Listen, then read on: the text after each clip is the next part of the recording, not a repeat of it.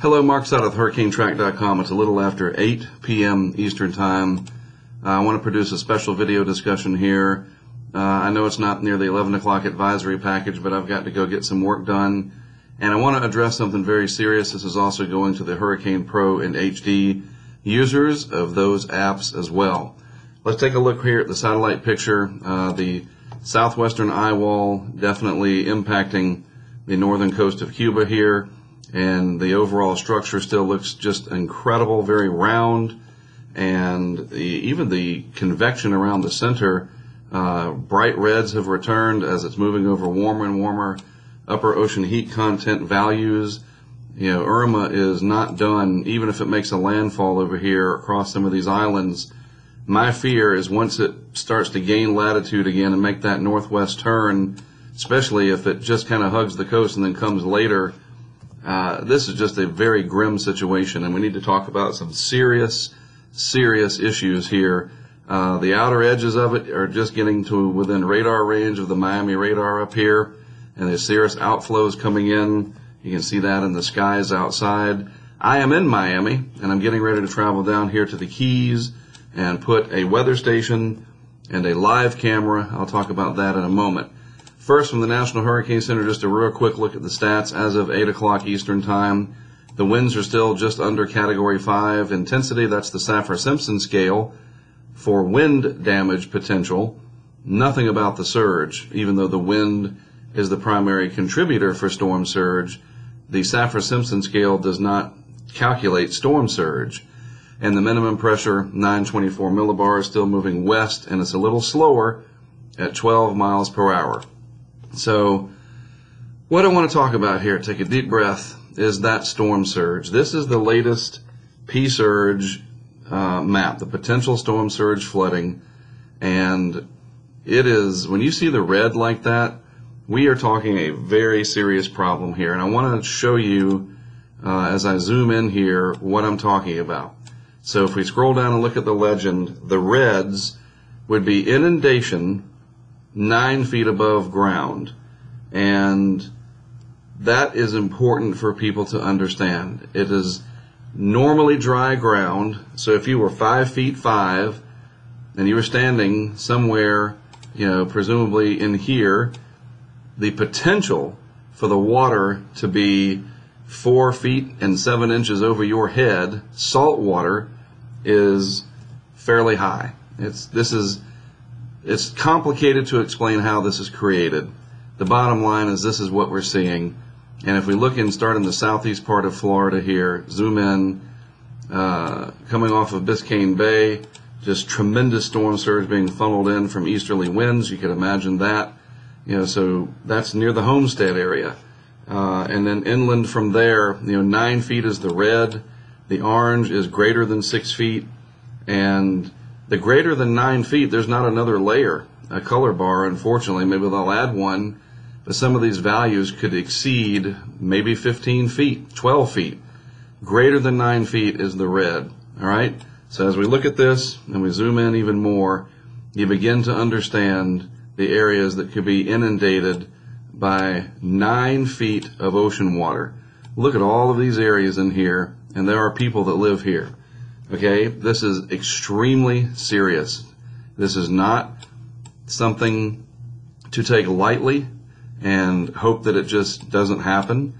The Florida Keys down here, some of these areas greater than 6 feet of surge, and this is probably going to go higher, in my opinion.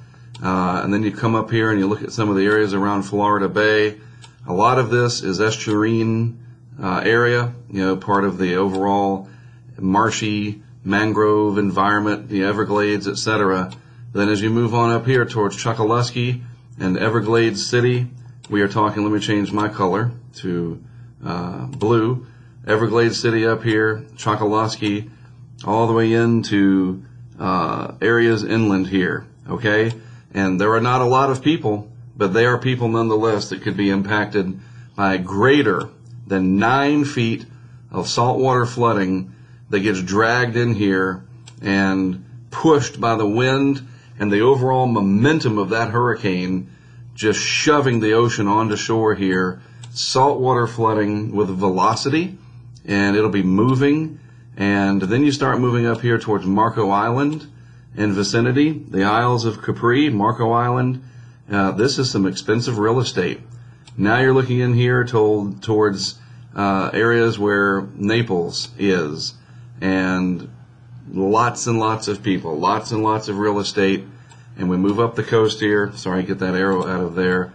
And you start seeing what's happening here. There's Naples proper, and in some of the areas up here in downtown Naples, you look at this, Naples Park, this is as far in as it zooms. There are areas in here where the surge can get in, and the yellow is greater than 3 feet above the ground, the orange is 6 feet, and the red is 9 feet. And that goes all the way up to Bonita Springs and points north from there. If I zoom out a little bit, unbelievable. Fort Myers Beach. You get the idea, all right? You hear what I'm saying and see what I'm showing. The Port Charlotte area, that's where Charlie went in. That's where I was for Charlie with my crew back in 2004. So as I zoom out, I want you to look at this. And the red area is potentially, and even the orange, you need to think about this when you're thinking about your life and your property.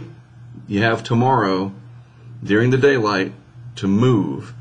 Move to where they tell you to go. If you can get up out of the area. This is such a horrible situation because of the track. If we go and look at the track from the 5 p.m. advisory package, then you see what I'm talking about. The unbelievable, come on, there we go. Inland course that this takes. And of course, we have the eye here pretty much over Naples, 2 p.m. Sunday from the 5 p.m. advisory package. And the 8 p.m. here is just an update for the center position. But it goes right up the state. I mentioned this earlier.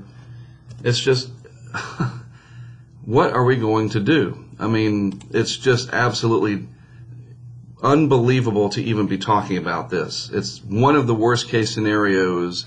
People that have fled inland are going to get run over by this hurricane, and it's going to dump tons of rain. You're going to have severe weather, and the onshore flow up here as the circulation comes around, rough seas along even the Carolina coast.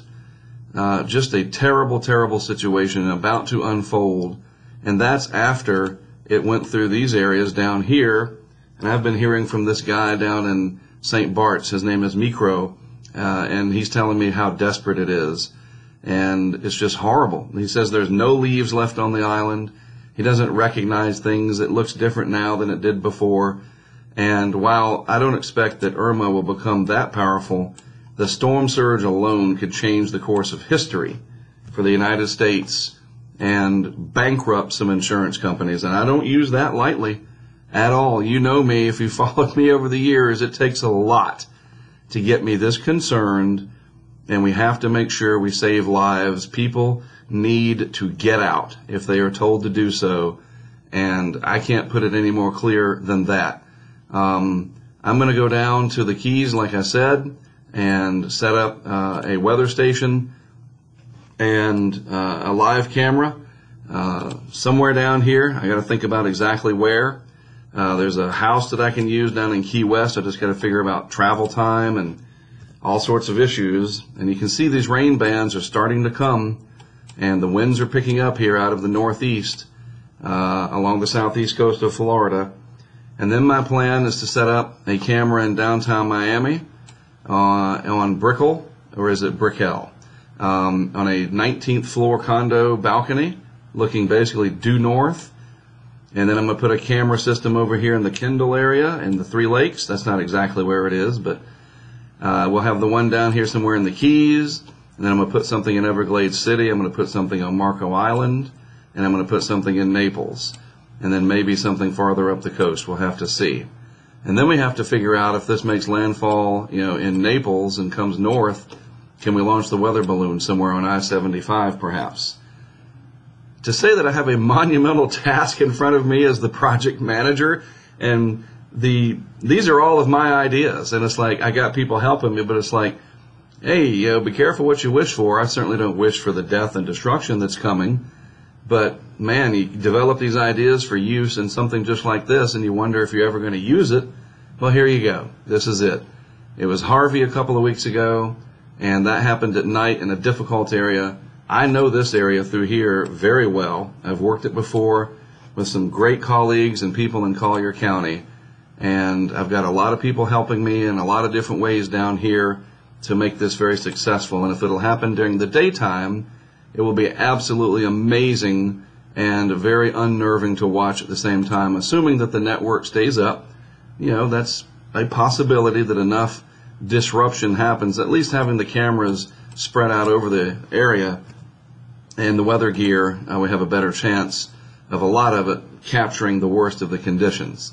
So to watch, you need to either have our app, Hurricane Impact, that is what it's for. I developed an app and the equipment to go hand in hand.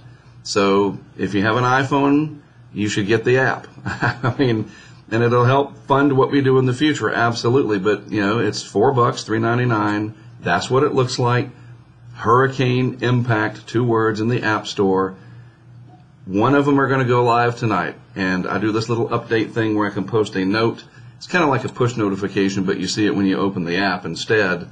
And I'll let you know when that's running. It's going to be the first of several. And the updates and everything else that I've been doing. But now is the time that this baby right here, my brainchild, I paid people to develop it. I'm like the producer of the movie. I'm the James Cameron or the Steven Spielberg behind all of this. And now it is time to put this blockbuster hurricane into perspective and show you the impact using technology to keep me safe. Okay? I am Mark Sudduth for HurricaneTrack.com. I am in Miami, Florida. I will talk to you again later tonight with a video update after the 11 o'clock advisory. Hang on, Dan.